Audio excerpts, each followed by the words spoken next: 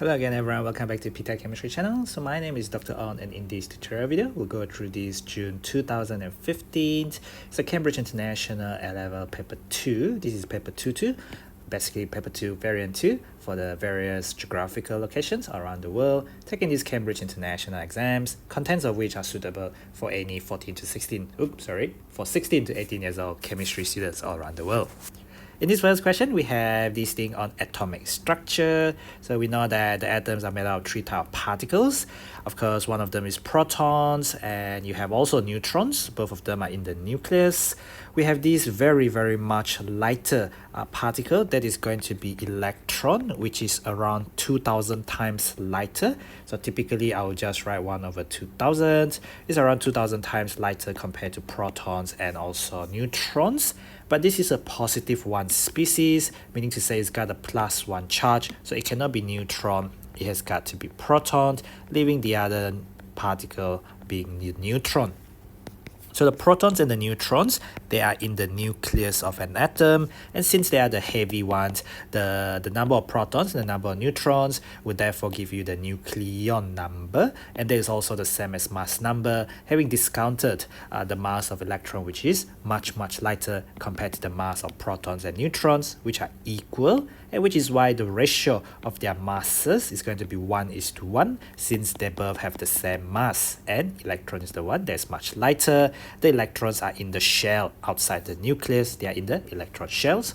Electron has a -1 relative charge, the opposite charge of protons, and the neutrons will be uncharged in the nucleus of an atom there. So just like that, you get the 3 marks to get for this question. In this next one, we have this idea of isotopes. So we know that definition of isotopes are commonly as atoms. They are different atoms of the same element. They have the same number of protons, so that's why the identity is the same. Should be 12 there and 12 there, because the number at the bottom represents the atomic number or the proton number, and then this number on top there, that is not relative atomic mass, that is what you call mass number, or you would call that as nucleon number, which is the number of protons plus the number of neutrons in the nucleus of an atom. So each one has their own relative isotopic mass. So I did say that the mass of that particular isotope is a result of the individual masses of all of these things. So these are given to 0.0. Typically they are whole number, but you also have electrons. They're going to be very much lighter compared to protons and neutrons. By right, they will include the mass of electrons, but because they're so much lighter compared to the mass of the nucleons, the particles inside the nucleus of an atom, the protons and neutrons, that's why most of the time it's just a whole number, which is the sum of the number of protons and the sum of the number of neutrons there. So what is meant by this relative isotopic mass? The fact that it's to do with the isotope, it is not average. So a lot of students, they're confused between the definition for relative atomic mass, relative formula mass, as well as relative molecular mass. The other 3 are definition as stated in the syllabus, something that candidates should be able to do as well. Those involve average, but not for this isotopic mass. So it is the ratio, it's always a ratio. And this is not average mass, it's just the mass of an atom of the isotope, because it's referring to a particular isotope. I'm referring to an atom, that means 1 atom, and this is relative to 1/12, the mass of an atom of carbon-12 isotope. Okay, the 1/12 is essential. In fact, relative to blah blah blah, this thing here is common across all the other relative atomic, relative molecular, as well as relative formula mass definitions. Because I was comparing 1 atom, this is 1 atom there as well. Now this is a calculation level question. We are told the relative atomic mass, which is to do with the average mass of all the isotopes relative to 1/12 the mass of an atom. Carbon-12, the average mass come down to 24.3. So the 24.3, we need to calculate the percentage abundance of the third and the last isotope of magnesium first. We are told that this one is 79.0% and this is 11.0%. Therefore, the percentage of the other isotope which we don't know what is the mass number yet, is going to be 100%. Take away the difference between the other two. So there's 79.0 plus 11.0. But I use a bracket because these are the total percentage that I have so far. So 79.0 plus 11.0, I get 90.0. That will give me 10.0%. Just to be consistent with the number of decimal place, the number of significant figure, I keep it to 1 decimal place there. Having done that, this is an algebra question. So let the unknown mass number, which you still don't know what it is yet, be x. And I know it's 10%. So the AR, which is 24.3, is equal to something divided by 100%. On the top there, I started out from the mass number 24, 24.0 times 79.0. So 24.0 times 79.0. I add it together with the other isotope, 26.0 and 11.0. So 26.0 and 11.0. And then I have to do the unknown mass number, which is x, and then that is multiplied by 10.0.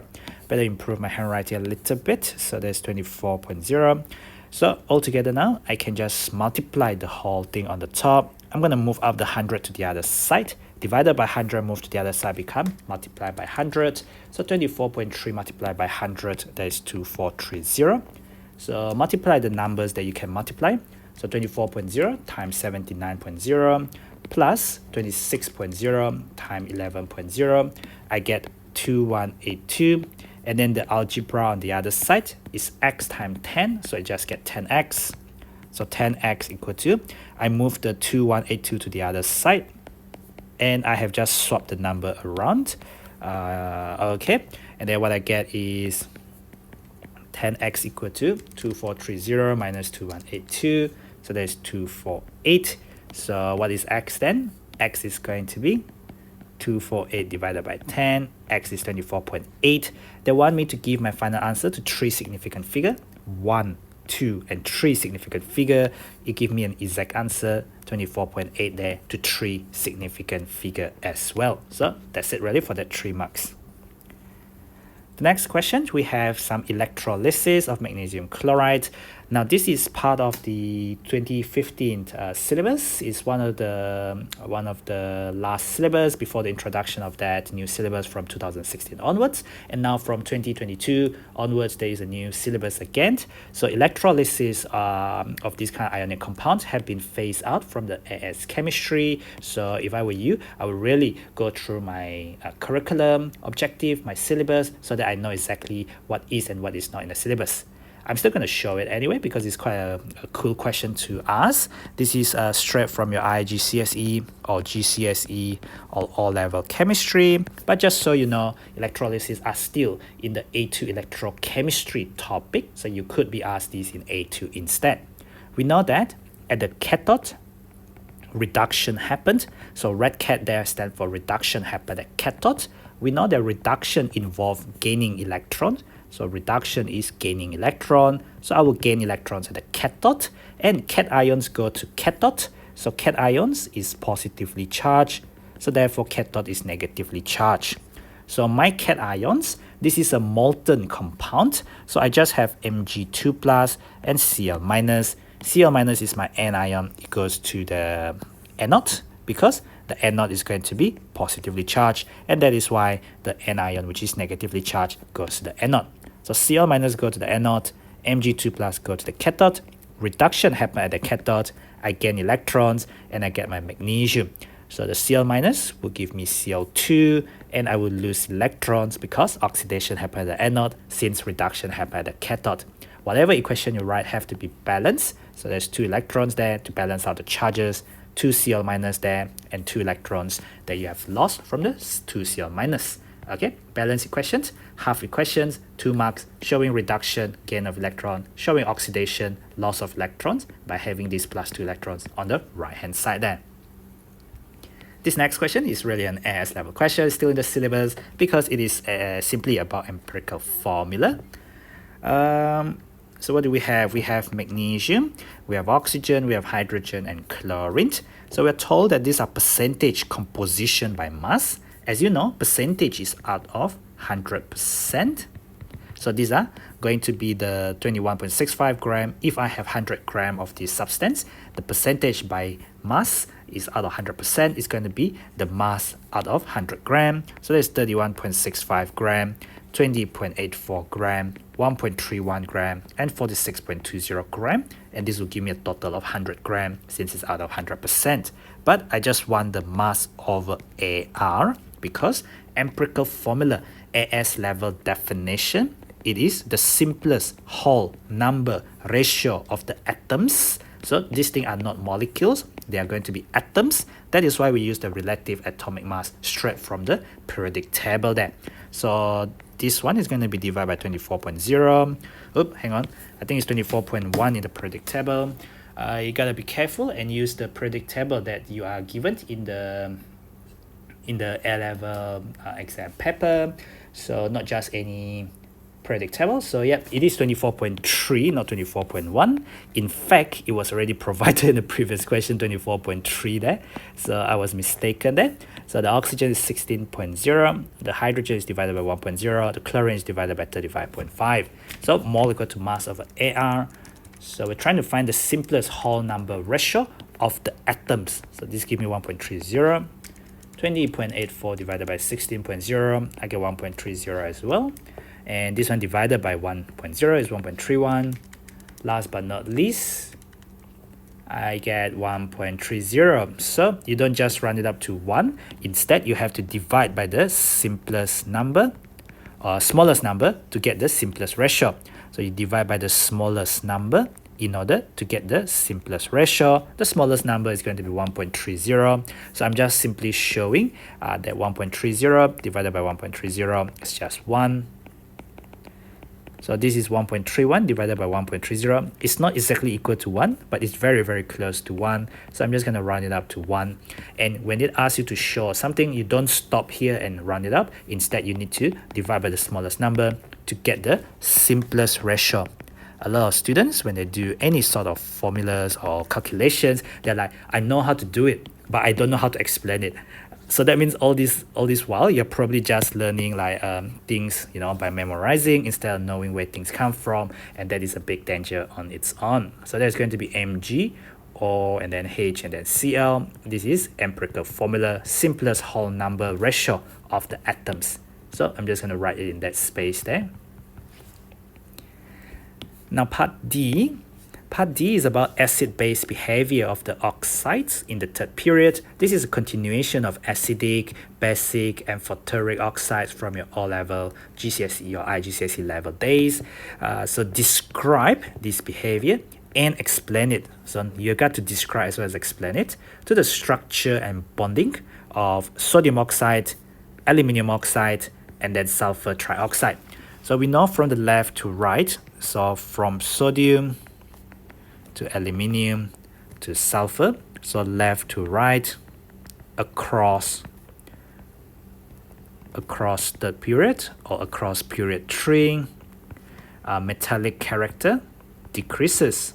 Metallic character of the element, metallic character of the element decreases, and it becomes non-metallic, i.e. sulfur is non-metallic, sulfur. So what we can see is we have these graduations where we have electronegativity. Oxygen is there, one of the most electronegative elements.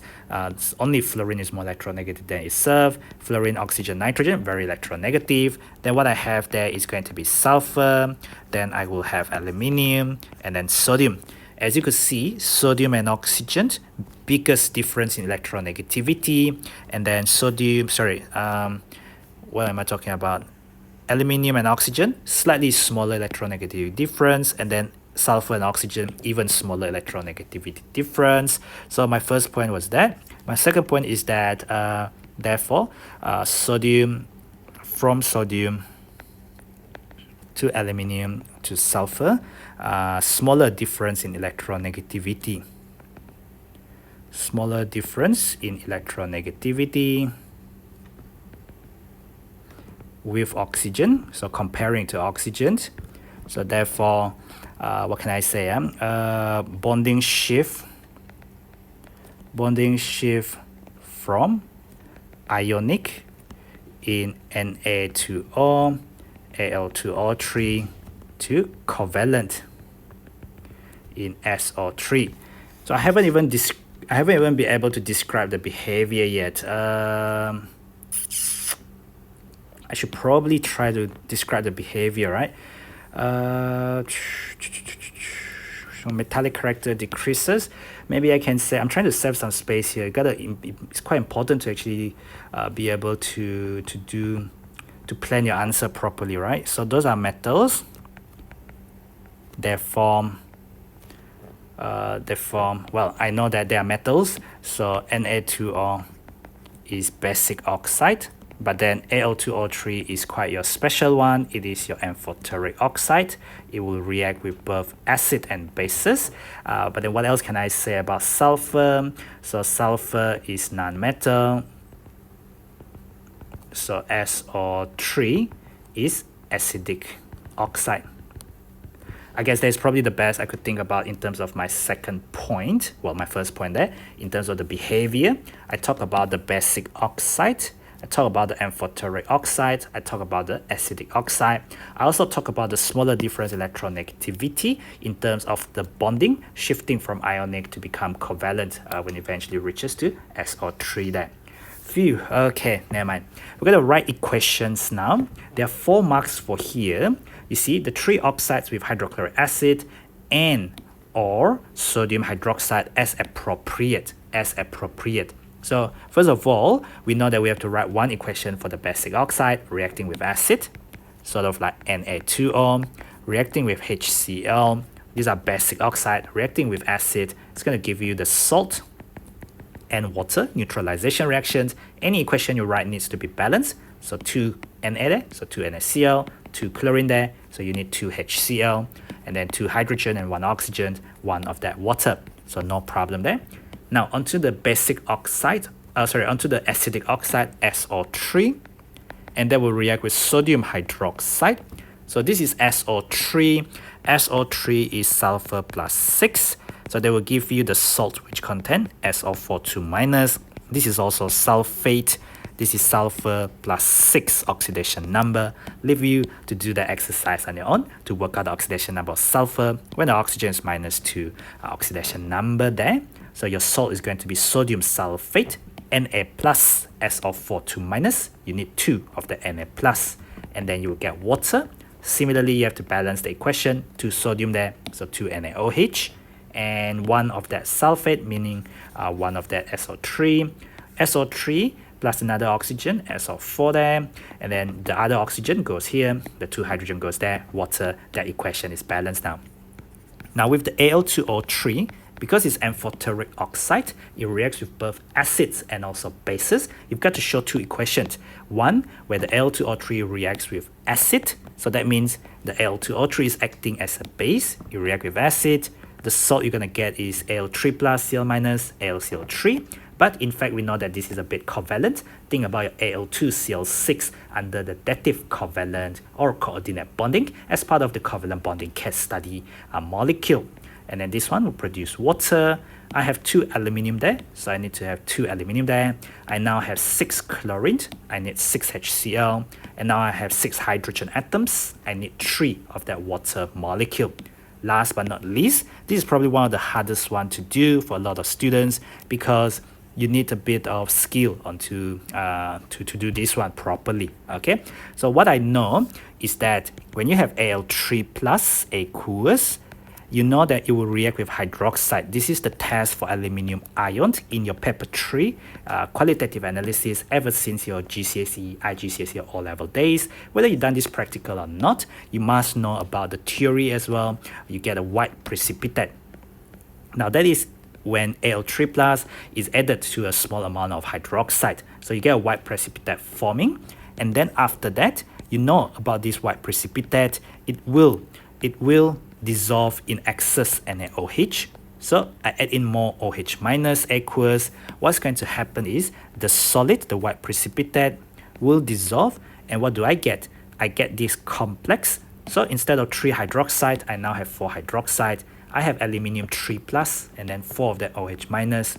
So this is going to be minus, and Na plus is an ionic compound, is aqueous. That is why the stat symbol there is aqueous, because that thing is soluble.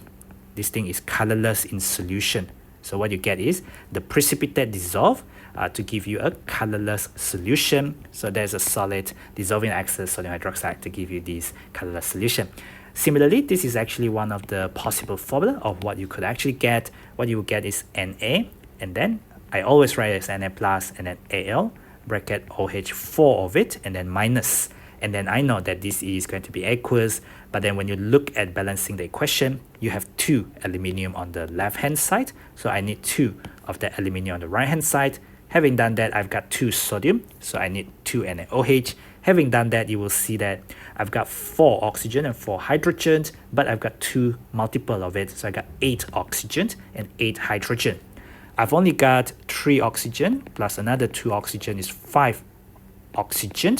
I'm still 3 oxygen short, and usually in this kind of equation, you just add water. Usually our water is on the right, but here it's impossible to put more H2O on the right because the equation will not be balanced. So instead I put the H2O here. Like I said, 8 hydrogen and 8 oxygen if you do the multiple correctly. So you already got 2 hydrogen.